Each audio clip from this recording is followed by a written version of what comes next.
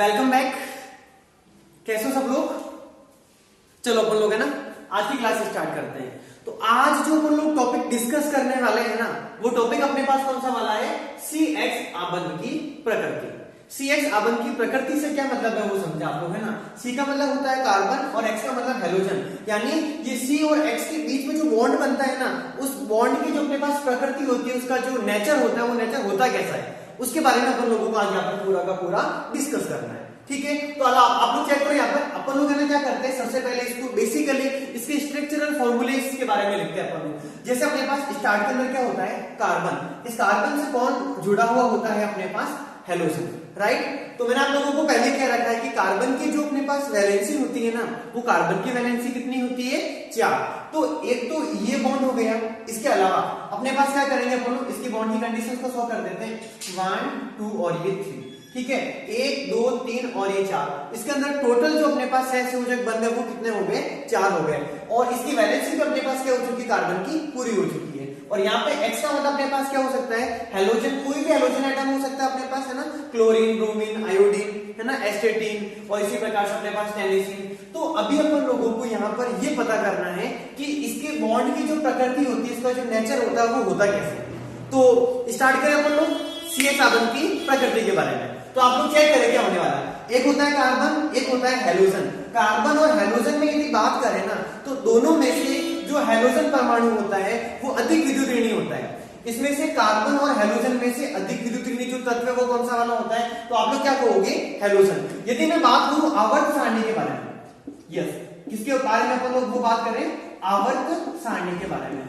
तो आवर्त सारणी में यदि अपन बात करें तो सबसे अधिक जो विद्युत ऋणी तत्व होता है ना, वो सबसे अधिक विद्युत ऋणी जो तत्व है वो कौन सा वाला होता है? फ्लोरीन। यानी कि अपन लोग आवर्त सारणी में यदि बाएं से यदि अपन लोग दाएं जाते हैं तो विद्युत ऋणता में क्या होती जाती है? वृद्धि होती जाती है। तो कार्बन तो आता है अपने पास वर्ग नंबर 14 के अंदर, और फ्लोरीन आता है वर्ग नंबर 17 के अंदर। यानी कार्बन तो वर्ग नंबर 14 के अंदर आया, और जितने भी हेलोजन एटम है वो सारे के सारे किसके अंदर आ रहे हैं? वर्ग 17 के अंदर। और अपने पास दोनों में से अधिक विद्युत ऋणी जो एलिमेंट है वो कौन सा वाला होता है? फ्लोरीन। इसके स्थान पे अपन लोग किसी का भी यूज कर सकते हैं, कोई इफेक्ट नहीं पड़ेगा। अब बात ये आती है कि विद्युत ऋणता से फर्क क्या पड़ता है। बात समझ में आती है ना। अब अपन लोगों को ये पता करना है कि यदि कोई एलिमेंट विद्युत ऋणी होता है तो क्या होता है, और यदि कोई विद्युत ऋणी अधिक यदि कम होता है तो क्या इफेक्ट पड़ता है, ज्यादा होता है तो क्या इफेक्ट पड़ता है। जैसे आप लोग ये इमेजिन करके चले कि कोई दो फ्रेंड है, उसमें से एक बहुत ही ज्यादा पावरफुल है, राइट, ठीक है, और एक बहुत ज्यादा कमजोर है, ठीक है। अब बात आती है जैसे एक बहुत अच्छा है, एक बहुत खराब है। अब यदि दोनों क्या करेंगे, एक दूसरे के बारे में कंपटीशन करेंगे, ठीक है, एक दूसरे को अपनी तरफ खींचेगा, दूसरा मतलब उसको अपनी तरफ खींचेगा, तो सिंपल सी बात है कि जो अधिक पावरफुल होता है या फिर जो बहुत अच्छा होता है, सब उसकी तरफ क्या हो जाते हैं? अट्रैक्ट हो जाते हैं। बात समझ में आ रही है ना। तो यहाँ पर विद्युत ऋणता का मतलब भी वही समझना है। विद्युत ऋणता का क्या मतलब होता है कि अपने पास बाह्यतम कोश में उपस्थित इलेक्ट्रॉन को अपनी तरफ खींचने की जो क्षमता होती है ना, वो अपनी तरफ खींचने की क्षमता, अपनी तरफ आकर्षित करने की क्षमता को अपन लोग क्या कहते हैं? इलेक्ट्रोनेगेटिविटी, यानी विद्युत ऋणता, ठीक है। और जिसमें विद्युत ऋणता का मान ज्यादा होगा वो अपने पास इलेक्ट्रॉन को अपनी तरफ खींचने की जो क्षमता वो क्या रखेगा? ज्यादा रखेगा। यानी कार्बन और ये हेलोजन। तो ये बात आप लोगों को समझ में आ गई कि कार्बन और हेलोजन में से कौन अधिक विद्युत ऋणी होता है। तो आप लोग क्या कहोगे? यस, हेलोजन क्या होता है? अधिक विद्युत ऋणी होता है। और यदि हेलोजन अधिक विद्युत ऋणी तत्व है तो अपने पास ये इलेक्ट्रॉन को क्या करेगा? अपनी तरफ आकर्षित करेगा। अब ये हेलोजन एटम क्या कर रहा है? यहां से इलेक्ट्रॉनों को क्या कर रहा है? अपनी तरफ आकर्षित कर रहा है, राइट। यानी कि इलेक्ट्रॉन कार्बन से तो क्या हो रहे हैं? जा रहे हैं, और हेलोजन के ऊपर क्या हो रहे हैं? आ रहे हैं। अब एक चीज का और ध्यान रखना, यदि कोई इलेक्ट्रॉन को ग्रहण करता है, क्या करता है? इलेक्ट्रॉन को ग्रहण। यदि कोई इलेक्ट्रॉन को ग्रहण करता है तो उसके ऊपर हमेशा आवेश आता है कौन सा वाला? नेगेटिव। और यदि कोई इलेक्ट्रॉन को दान करता है तो उसके ऊपर हमेशा आवेश कौन सा वाला आता है? पॉजिटिव। यानी कि जो ग्रहण करता है, जो लेने का काम करता है, वो तो होता है ऋणी, और जो दान करता है, देता ही रहता है, देता ही रहता है, वो हमेशा क्या होता है? दानी। दानी मतलब वो धनवान होता है, धनी होता है। तो उसके ऊपर आवेश कौन सा वाला आ जाता है? पॉजिटिव। यानी कि जो इलेक्ट्रॉन का दान कर रहा है उसके ऊपर यहां पर आवेश आ जाएगा आंशिक धनावेश। क्या आ जाएगा? आंशिक धनावेश। और हेलोजन क्या कर रहा है, इलेक्ट्रॉन को ग्रहण कर रहा है। और यदि वो इलेक्ट्रॉन को ग्रहण करेगा, यदि वो उसको कैच करेगा, तो उसके ऊपर आवेश कौन सा वाला आ जाएगा, यस, आंशिक ऋणावेश। यानी इस प्रकार से अपने पास क्या होता है, कार्बन और जो हेलोजन एटम होते हैं उस पे हेलोजन एटम के ऊपर तो आवेश कौन सा आ जाता है, ऋणावेश। और यहां पर यदि चेक करेंगे कि कार्बन के ऊपर कौन सा आवेश आ रहा है, तो कौन सा वाला आ जाता है, आंशिक धनावेश। अब यदि पूरी बात करें कंप्लीट तरीके से तो अपन लोग क्या बोलेंगे, ठीक है, CH आबंध की प्रकृति में यदि बात करें तो कार्बन और हेलोजन होते हैं। कार्बन और हेलोजन में जो हेलोजन एलिमेंट्स होता है, हेलोजन जो परमाणु होता है वो अधिक विद्युत ऋणी होता है। अधिक विद्युत ऋणी होने के कारण इलेक्ट्रॉन को अपनी तरफ खींचता है, और जब इलेक्ट्रॉन को अपनी तरफ यदि वो खींचेगा तो हेलोजन परमाणु के ऊपर आंशिक ऋणावेश आ जाता है और कार्बन परमाणु के ऊपर आंशिक धनावेश आ जाता है। और यदि कोई ऐसी घटना होती है जिसमें एक ही अणु के अंदर यदि पॉजिटिव भी आ जाए, नेगेटिव भी आ जाए, यानी कि उस कंडीशन पे वहां पे ध्रुव का निर्माण हो जाता है। किसका निर्माण हो जाता है, ध्रुव यानी पोल, यानी कि एक तो पॉजिटिव वाला और दूसरा कौन सा वाला, नेगेटिव वाला। यानी कार्बन और हेलोजन में जो बंध बना है ना, इसमें पहले तो बंध कौन सा वाला था, पहली बात तो कौन सी वाली की थी अपन लोगों ने, कि इसमें सहसंयोजक बंध होता है इलेक्ट्रॉन के संयोजन के द्वारा। और दूसरी बात और कौन सी वाली आ गई अपने पास, कि इसके बीच में ध्रुव बन जाता है, यानी इसकी प्रकृति और कैसी हो जाती है, ध्रुवीय। यानी स्टार्ट के अंदर तो कार्बन और हेलोजन, ठीक है, इलेक्ट्रॉनों का साझा करते हैं, इलेक्ट्रॉनों के साझे के द्वारा वो सहसंयोजक बंध बनाते हैं। इसके पश्चात बात करें तो कार्बन हेलोजन में यदि बंध बन जाता है सहसंयोजक, उसके बाद में जो हेलोजन तत्व होता है वो कार्बन से इलेक्ट्रॉन को अपनी तरफ खींचता है, और खींचता है तो हेलोजन के ऊपर तो क्या आ जाता है, आंशिक ऋणावेश, और कार्बन के ऊपर क्या आ जाता है, आंशिक धनावेश। इस प्रकार इसमें एक और कौन सा वाला गुण आ जाता है, ध्रुवीय गुण। यानी यदि कंप्लीट तरीके से कहें कि CH आबंध की प्रकृति कैसी होती है, तो आप लोग दोनों शब्दों को ऐड करोगे, सहसंयोजक भी होती है, ध्रुवीय भी होती है। तो कंप्लीट तरीके से क्या बोलेंगे कि CH आबंध की जो प्रकृति होती है वो प्रकृति ध्रुवीय सहसंयोजक होती है।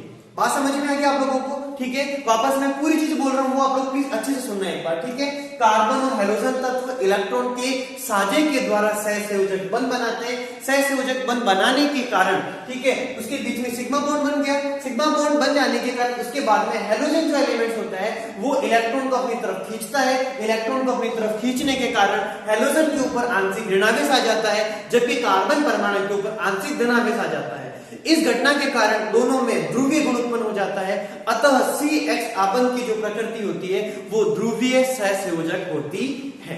बात समझ में आ गई। अपन लोगों ने बात किसके बारे में कर ली, CH आबंध की प्रकृति के बारे में, ठीक है। एक बार पूरा चेक कर ले प्लीज। कार्बन और हेलोजन ठीक जो होते हैं, दोनों में क्या होता है, इलेक्ट्रॉन के साझे के द्वारा सहसंयोजक बंध बनता है। कार्बन और हेलोजन जो दोनों परमाणु होते हैं उसमें हेलोजन परमाणु होता है वो अधिक विद्युत ऋणी होता है। अधिक विद्युत ऋणी होने के कारण इलेक्ट्रॉनों को क्या करता है, अपनी तरफ खींचता है। इलेक्ट्रॉनों को अपनी तरफ खींचने के कारण हेलोजन के ऊपर क्या आ जाता है, आंशिक ऋणावेश, जबकि कार्बन परमाणु के ऊपर क्या आ जाता है, आंशिक धनावेश आ जाता है। इस कारण बंध क्या हो जाता है, ध्रुवित हो जाता है। तो एक तो गुण कौन सा था, सहसंयोजक वाला, और अभी ये और क्या हो चुका है, ध्रुवित हो चुका है। यानी दोनों चीजों को यदि कंबाइन नहीं करें तो अपन लोग क्या बोलेंगे कि CH आबंध की जो प्रकृति होती है वो प्रकृति कैसी होती है, तो आप लोग क्या कहोगे, ध्रुवीय सहसंयोजक। वापस कह रहा हूं मैं, CH आबंध की प्रकृति कैसी होती है तो आप लोग क्या कहोगे, यस, ध्रुवीय सहसंयोजक।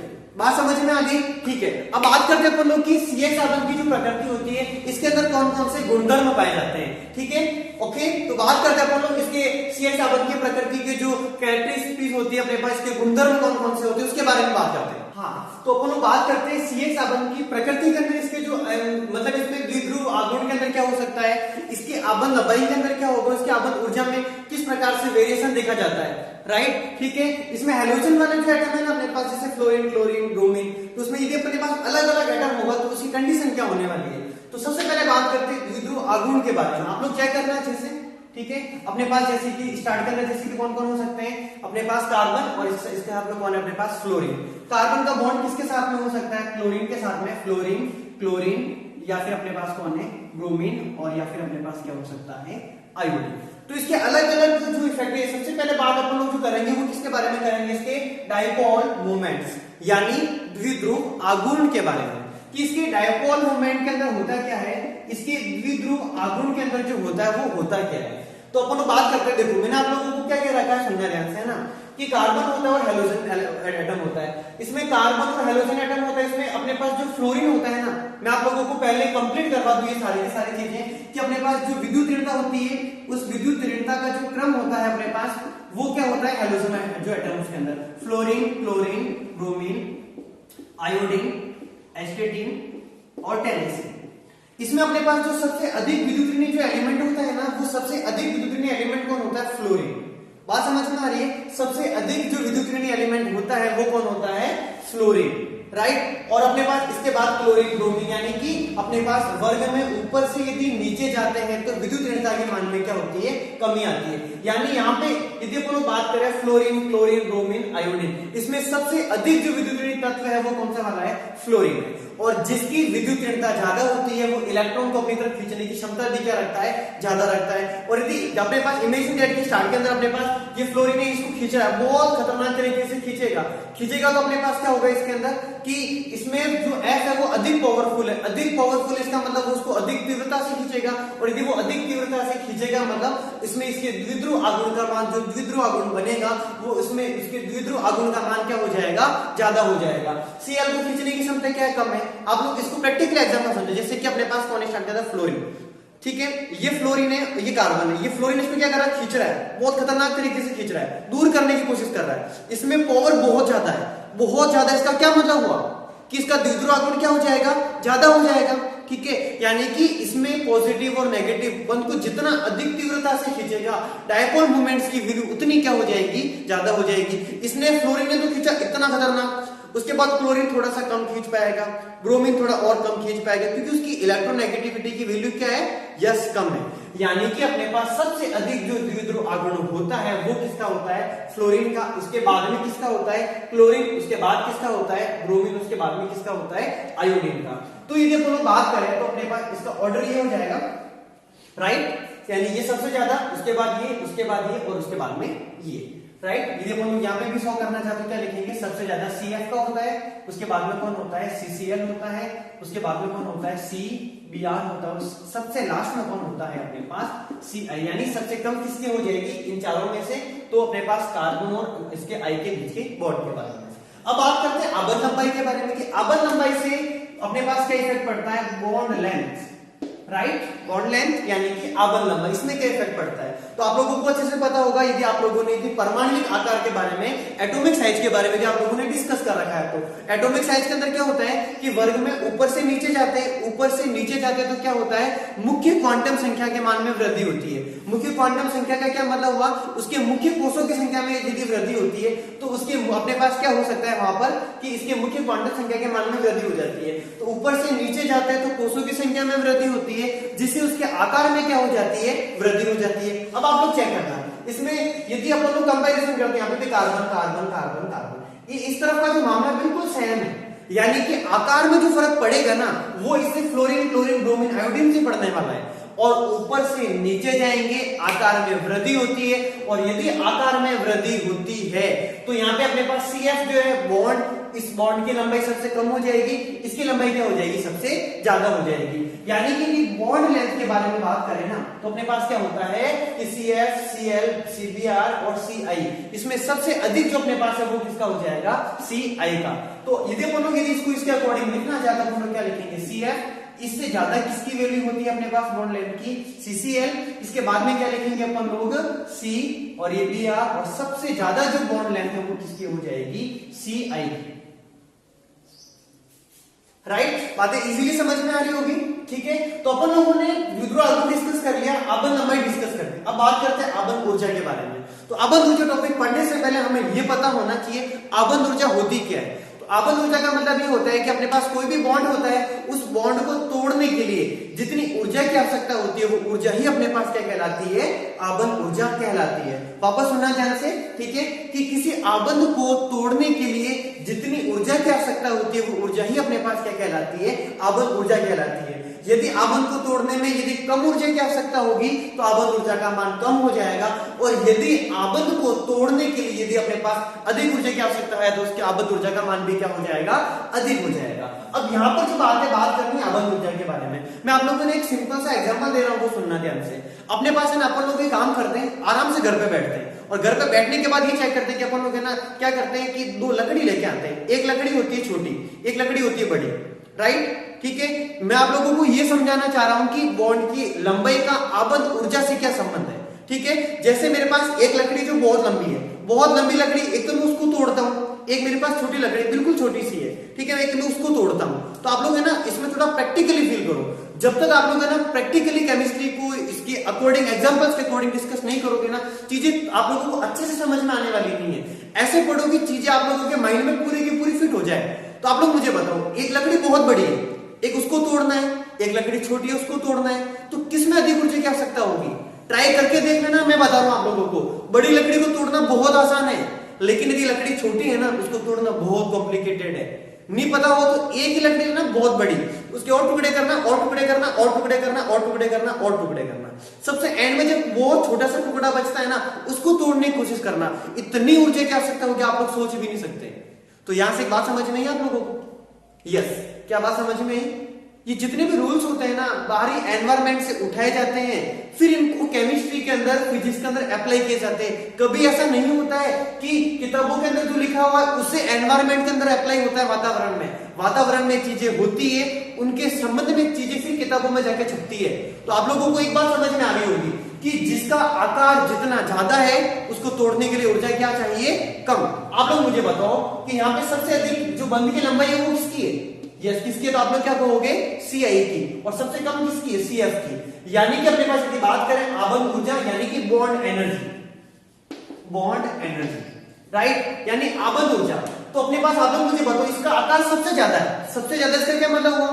आकार ज्यादा है तो आबंध ऊर्जा का मान क्या हो जाएगा? कम हो जाएगा, राइट। और CF की आबंध लंबाई बहुत कम है, और बहुत कम इसका क्या मतलब हुआ?